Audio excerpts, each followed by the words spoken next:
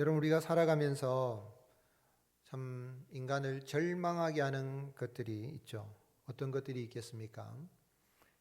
인생 진로에 있어서 실패하게 되고, 또 직장에 취직이 잘 안 되고, 또 사업하는 것도 실패하게 되면 좌절감이 찾아오고 절망할 수 있습니다. 또한 인간관계가 깨어지게 되면, 특별히 오늘의 사회는 사회적 관계가 참 중요한데, 그 사회적 관계가 깨어지고 단절되면 절망이 찾아올 수가 있습니다. 그러나 그 어떤 것보다도 우리 사람으로 하여금 가장 절망하게 만드는 두 글자가 있습니다. 그게 뭡니까? 죽음입니다. 죽음이라는 두 글자 앞에 사람들은 무너집니다. 이 세상에서 아무리 성공을 하고 잘 되었다 할지라도 결국은 죽는다는 사실이죠. 그래서 이 세상은 100% 확실한 게 있습니까?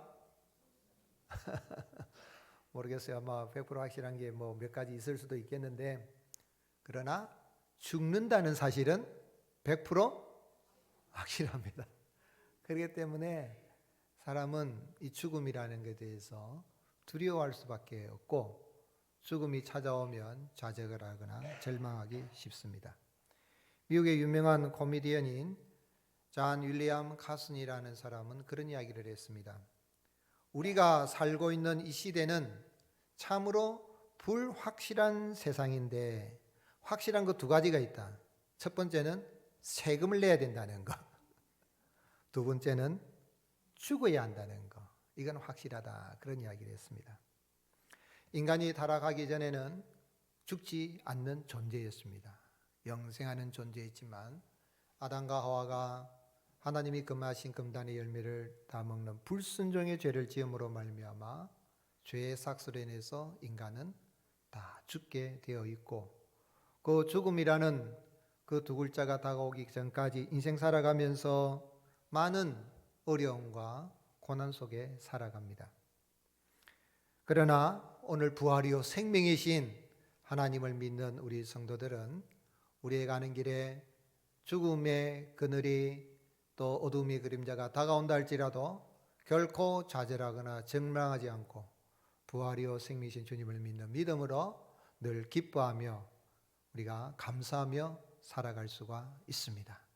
2025년 새해를 맞이해서 세상에 들려오는 소식들은 우리의 마음을 어둡게 만들고 좌절하게 만들고 절망 거인처럼 우리를 무너뜨리려 한다 할지라도 주님을 믿는 생명의 하나님을 믿는 믿음으로 감사하고 기뻐하고 희망이 넘치는 그런 복된 한 해가 될 수 있기를 주님의 이름으로 축복합니다.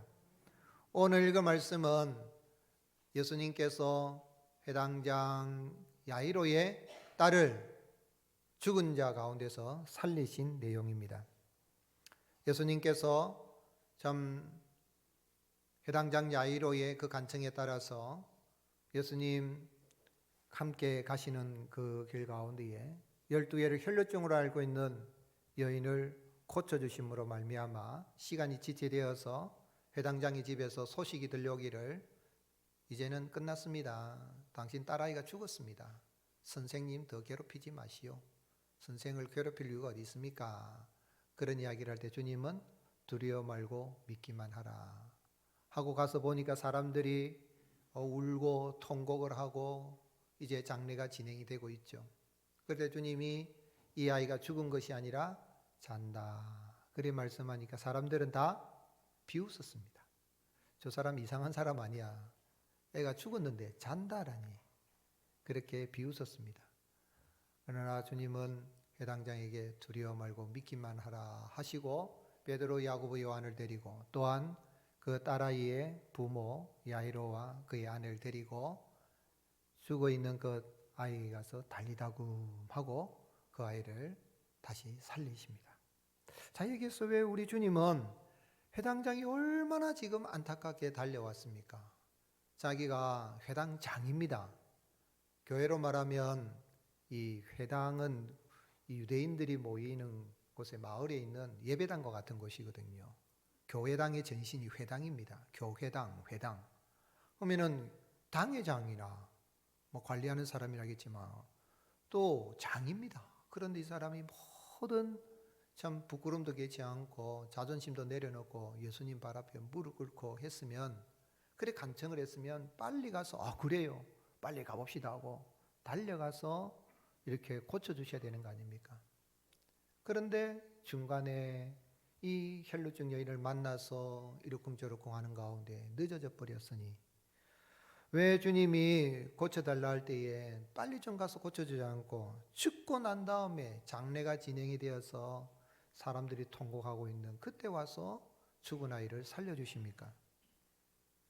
예수님께서 해당장에 달려와서 그렇게 요청했을 때에 바로 가셔서 또 중간에 시간 지치 않고 골리칠 수도 있지만은, 오늘 말씀에서 깨달아 알 수 있는 것은 예수님은 단순하게 병든 자를 고치는 정도, 귀신 들린 자를 온전하게 하는 그 정도가 아니라, 치료하는 의사 정도가 아니라, 정신병자를 온전하게 하는 정신병원의 의사가 정도가 아니라, 예수님은 믿는 자에게 영원한 생명을 주시는 생명의 하나님이신 것을 알게 하기 위하인 것입니다.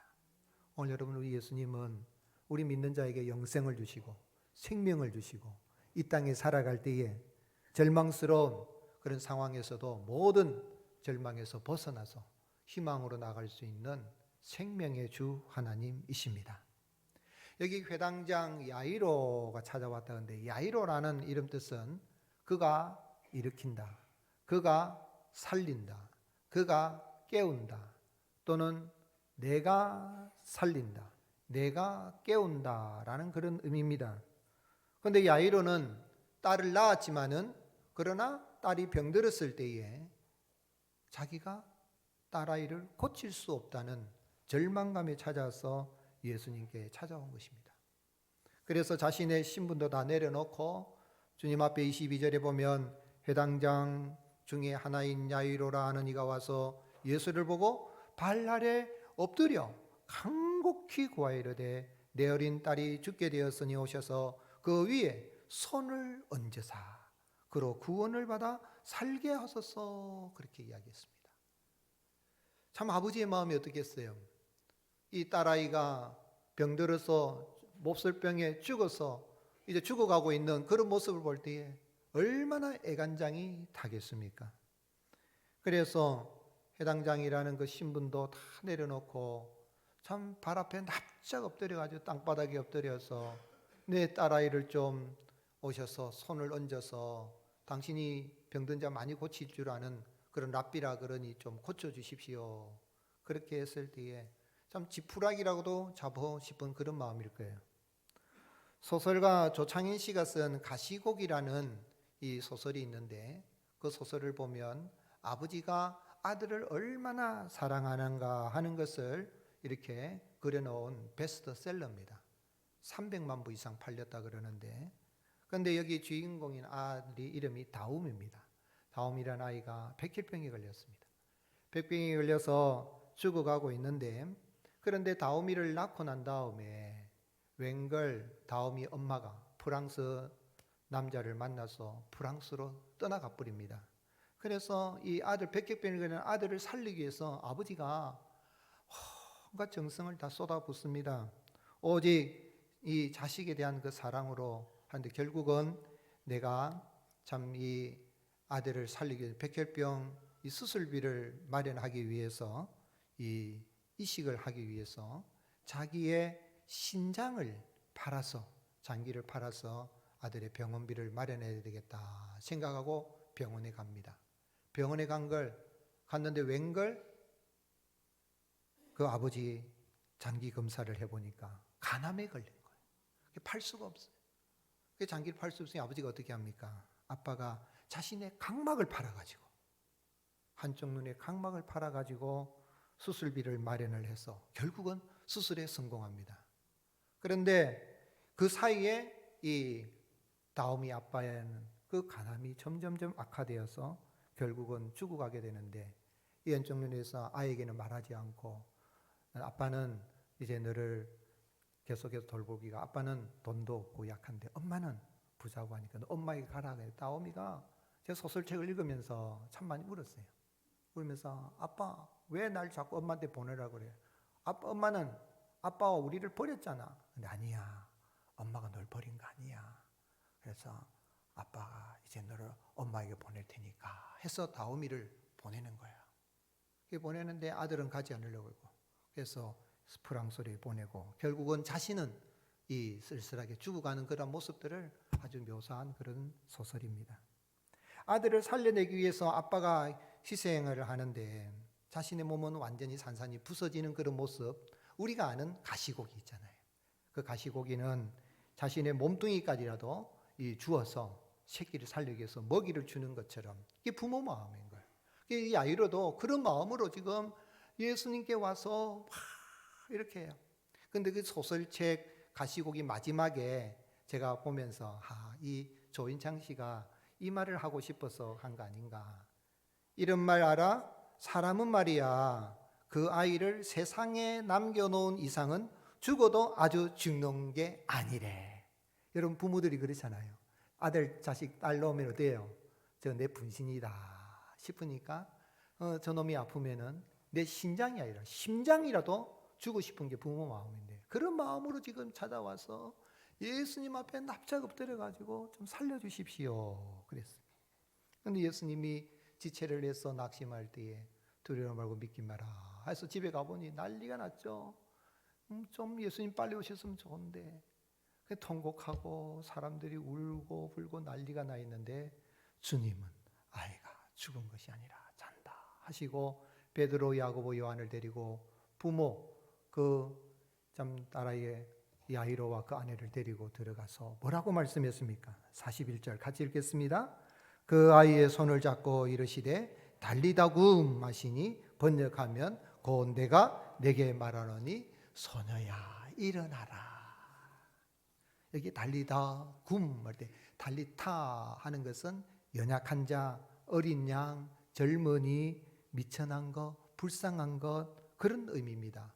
쿰 하면은 히브리어로 일어나라 이 말이에요. 그래서 이 아이야, 어린 양아 일어나라 하는 그런 이야기죠. 그런데 사실은 이 말은 이 부모가, 이제 유대사에서는 부모가 아침에 아이들이 잠자리에서 안 일어나면 부모가 뭐라고 합니까? 빨리 안 일어나고 뭐하노? 벌써 일어나거라 할 때 쓰는 말이래요.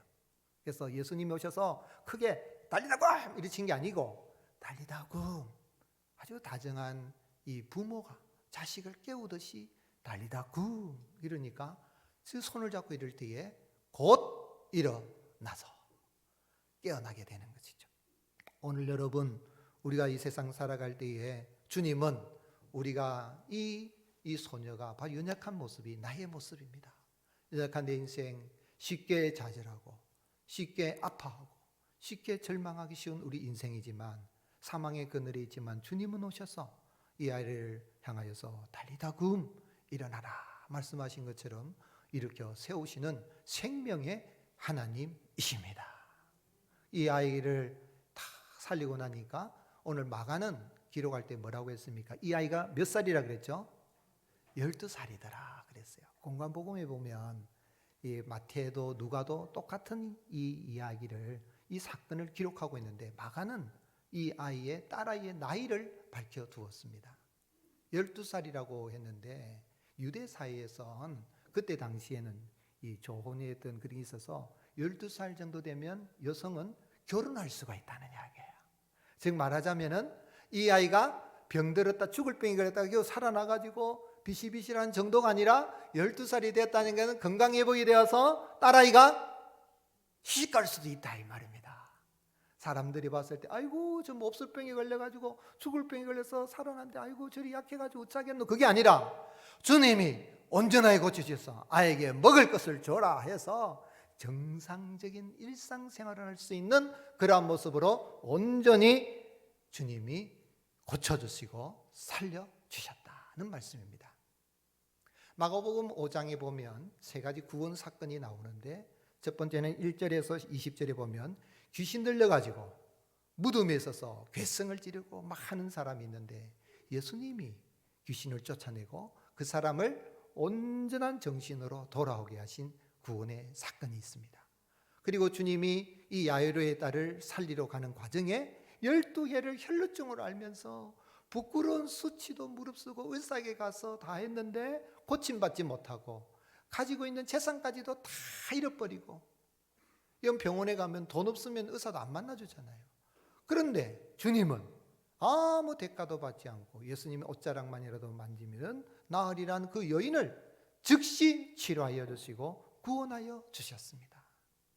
그리고 오늘 야이로의 딸이 살린 이 사건을 통하여서 인생이 당하는 비극적인 문제, 정신이 이상하고 귀신이 들려가지고 온전하지 못한 사람뿐만 아니라 어떤 질병에 걸리더라도 우리가 찬송한 것처럼 참으로 못 고칠 질병이 없네.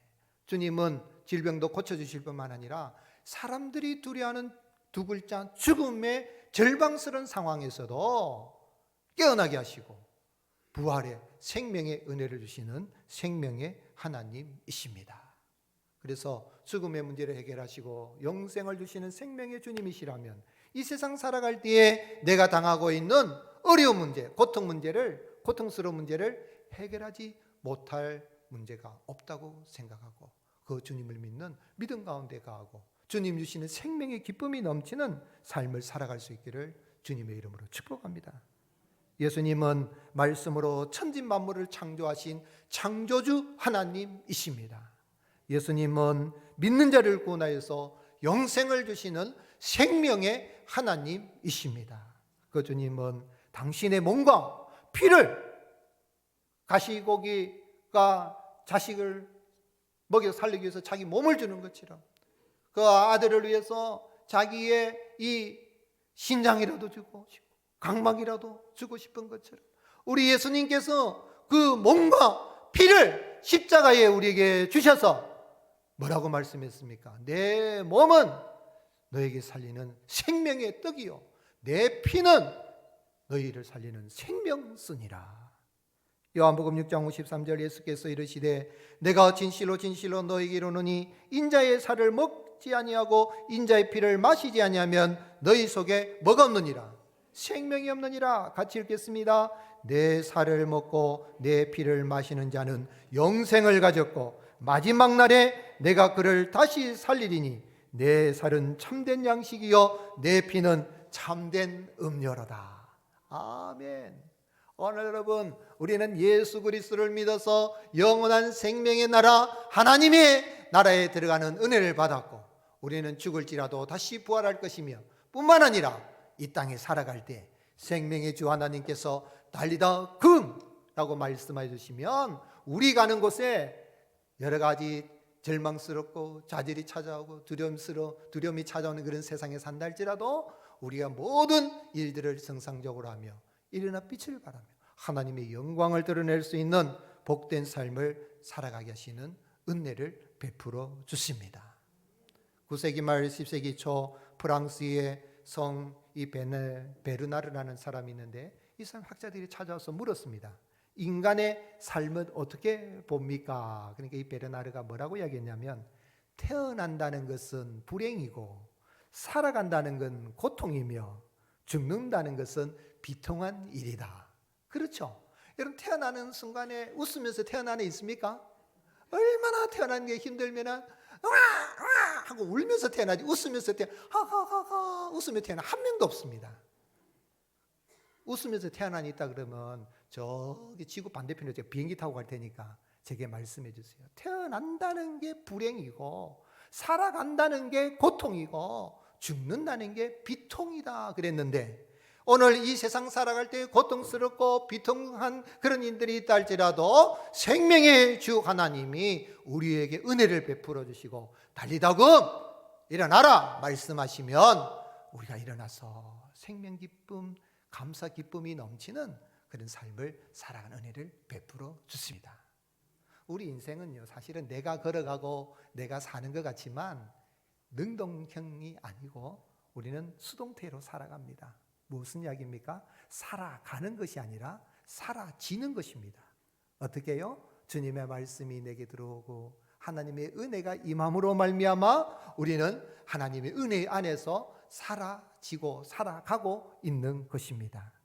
말씀의 은혜, 주님의 은혜가 임할 때 달리다 구하시는 주님의 그 은혜가 임하면 우리 가는 길에 절망스러운 것이 희망으로 바뀌고 비극처럼 보이던 것이 희극으로 바뀌게 되고 위기가 변하여서 기회가 되는 은혜의 역사가 일어나게 되는 것입니다. 제가 주일학교, 사실 제가 전도사 때 주일학교를 오랫동안 제가 주일학교 전문 강사처럼 다녔어요. 지금은 이제 어른 목회를 하지만은, 근데 주일학교 부를 때 많이 불렀던 노래가 있어요. 무슨 노래냐면 예수님이 말씀하시니 물이 변하여 포도주 됐네. 예수님이 말씀하시니 물이 변하여 포도주 됐네. 예수님 나에게도 말씀하셔서 새롭게 변화시켜 주소서. 예수님이 말씀하시니 죽은 나사로로 살아났다네. 예수님 말씀하시니 죽은 야이로의 딸이 살아나셨다네.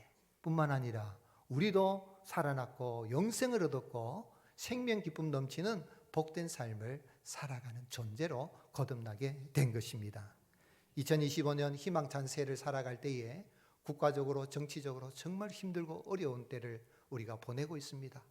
대통령이 리더십을 상실하고 국무총리마저 리더십을 상실하고 탄핵을 당하고 장관들과 정부 요인들이 탄핵당해서 국가가 어떻게 되는가 하는 위기가 있지만, 그러나 주님이 달리다금 말씀해 주시면 개인이나 가정이나 교회나 국가나 다시 일어나게 하시고 생명 기쁨 넘치는 복된 해로 나갈 수 있도록 은혜를 베풀어 주실 것입니다.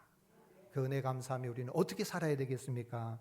생명의 예수님을 믿는 믿음이 모든 두려움을 떨쳐버립니다. 여러분, 믿음이 있으면 두려움을 이깁니다. 자잘스러운 것도 이겨나갈 수가 있고 믿음이 있어요. 우리 찬송가 부르잖아요. 믿음이 이기네, 믿음이 이기네, 주 예수를 믿음이 온 세상 이기네. 믿음이 이기는 거예요. 주님 뭐라고 말씀하셨습니까? 사람들은 와서 믿음 없이 이렇게 하는 사람들은 와서 뭐라고 해요? 믿음이 없으면 좌절이 찾아옵니다. 35절에 아직 예수께서 말씀하실 때 회당장의 집에 사람들이 와서 회당장이 이르되 당신의 딸이 죽었나이다. 어찌하여? 선생을 더, 예수님을 아는데 선생 정도로 알아요. 설교 잘하는 분, 병든 자 좀 고치는 정도, 의사 정도, 정신병자를 귀신 들린 사람 온전하게 해주는 정도? 아니에요. 선생 정도가 아닙니다. 믿음이 없으니까 예수님 선생 정도로만 알고 좌절하지요. 울지요. 38절에 회당장의 집에 함께 가서 떠드는 것과 사람들이 울며 심히 통곡합니다. 믿음이 없는 사람들은 좌절하고 절망하고 심히 통곡하고 애통하고 죽음 안에서 머물러서 벗어날 줄도 모릅니다. 주님이 말씀하셨죠. 아이가 죽은 것이 아니라 잔다. 그러니까 생명의 말씀이 선언이 되어도 믿음이 없는 사람들은 어떻게 합니까? 40절에 그들이 비웃더라 그랬습니다. 주님은 비웃고 있는 사람들 다 나가라. 그들을 내어보내고 예수께서 그들을 다 내보내신 후에 아이의 부모와 또 자기와 함께한 자들을 데리고 아이 있는 곳에 들어가사. 여러분, 우리가 치유사회 갈 때요, 병든 자 고치고 귀신 쫓아낼 때에 목사가 이렇게 제가 이렇게 하면은 같이 모여서 기도하는데 어떤 사람은 기도를 잘 안 해. 기도를 해도 정말 믿는 믿음으로 기도해야 되는데, 그러면 저 사람이 좀 같이 안 했으면 좋겠는데 차라리 오지 말든지 이런 생각이 들 정도로, 여러분, 우리가 병든 자나 어떤 쉽게 일할 때는요, 정말 어떤 문제를 갖고 기도할 때는 믿음으로 하나가 되어서 기도하고 나가면 거기에 생명의 역사가 일어나게 됩니다. 주님은 여기 믿지 않고 비웃고 조롱하고 통곡하고 예수님을 선생님 정도로 알고 있는 사람들은 다 보내고, 이 말은요, get out! 나가라 이 말이에요. 다 보낸 다음에 누구만? 베드로, 야고보, 요한. 그리고 그래도 주님이 고쳐주시고 믿고 두려워 말라 믿기만 해라는 그 야이로의 부부를 데리고 아이에 돌아가서 달리다고 하고 고쳐주신 거예요. 36절 말씀, 예수께서 그 하는 말을 곁에서 들으시고 회당장에 이르시되, 같이 읽겠습니다. 두려워하지 말고 믿기만 하라. 아멘. 오늘 이 땅에 살아갈 때에 우리 주님은 생명의 주님이신 걸 알고 믿음으로 모든 두려움을 떨쳐버릴 수 있기를 예수님의 이름으로 축복합니다. 2차 세계대전 때 연합군 포로수용소에 일하던 군의관들이 새롭게 발견한 질병이 있는데 그 질병을 명하여서 뭐라고 했냐면 가시철망병. 가시철망 있죠, 그죠? 가시철망병이라 부르셨어요. 왜냐하면 사람들이 먹어도 잘 먹지도 않고 식욕도 없고 먹어도 살도 찌지 않고 쇠약해서 결국은 죽어가는데 이 사람들은 이 포로수용소에서 뭐만 바라보는 겁니까? 가시철망만 바라보는 거예요. 근데 어떤 사람들은 포로수용소에 좀 살아나는 거예요. 그 사람은 어떤 사람입니까? 가시철망 너머에 있는 고향을 생각하고 가족을 생각하고 희망을 생각하니까 이겨나가더라는 거예요. 오늘 여러분 이 세상에 살아갈 때에 가시철망만 바라보지 않고 그 너머에 가족과 또 미래와 희망을 바라보는 사람들도 살아간다면, 생명의 주님이신 그 주님을 믿는 믿음으로 나간다면 오늘 우리가 가는 길에 모든 절망은 떠나가게 될 것이며 희망의 역사가 일어날 것이며 위기의 순간이 바뀌어서 아름다운 기회의 역사가 일어나게 하시는, 생명의 역사가 일어나게 하시는 은혜가 임하게 되는 것입니다. 좌절과 절망과 두려움과 통곡하는 것, 이러한 것들은 사탄이 주는 거예요. 하나님은 우리에게 두려워하는 마음을 주시지 않습니다. 우리에게 능력을 주십니다. 바울은 뭐라고 했습니까? 디모데후서 1장 7절 같이 읽겠습니다. 하나님이 우리에게 주신 것은 두려워하는 마음이 아니요 오직 능력과 사랑과, 아멘이십니까? 능력 주께 있네. 부활의 생명 주신 믿고 나가면 여러분 개인이든 가정이든 교회든 국가든 다시 일어나 빛을 발할 수 있는 달리다 굼에 일어나는 그런 역사가 임하게 되는 것입니다. 아놀드 토인비는 역사의 연구라는 A Study of History라는 책에서 인류 문명의 흥망성쇠는 위기에서 비롯되며 위기를 잘 이겨낸 민족은 흥하지만 도전에 굴복하면 역사의 무대에서 사라진다 말했습니다. 오늘 우리가 살아갈 때에 뉴스를 들어보면 우리도 힘들어서 뉴스 보기도 싫을 정도로 안 좋은 소식만 막 들고 탄핵 뭐 내란 막 얼마나 힘들지 몰라요. 그러나 생명의 주님을 믿음으로 바라보면 개인이든 가정이든 교회든 국가든 부르닥친 이 위기를 이겨나게 하시고 두려움이 떠나가게 하시고 평안을 주시며 승리케 하시는, 생명 기쁨 넘치게 하시는 복된 은혜가 올 한 해도 이루어지리라 믿으시고 믿음 가운데 모든 두려움을 떨쳐버릴 수 있기를 주님의 이름으로 축복합니다. 1939년 제2차 세계대전이 발발해서 영국이 참전하게 되었어요. 어쩔 수 영국이 참전하는데 영국 국민들이 얼마나 두려운지 몰라요. 그런데 1941년 10월 29일에 윈스턴 처칠 수상이 런던에서 40여 분 떨어진 자신의 모교를 방문했습니다. 거기 할라우 스쿨이라는 그곳에 갔는데 아이들이 전쟁이 일어나니까 이 나치에서 막 공습을 하고 막 폭탄이 떨어지고 막 죽어 나가니까 아이들이 공부할 생각도 하지 않고 포기를 하고 희망을 이렇게 품지 않고 절망 가운데 있는 그 아이들을 향하여서 아주 인류 역사의 위대한 이 연설을 합니다. 연설 한 2, 3분 정도 되는데 주 포인트는, 아주 강조점이 뭐냐면 7단어입니다. Never give in, never, never, never, never. 7단어. 결코 포기하지 마라. 결코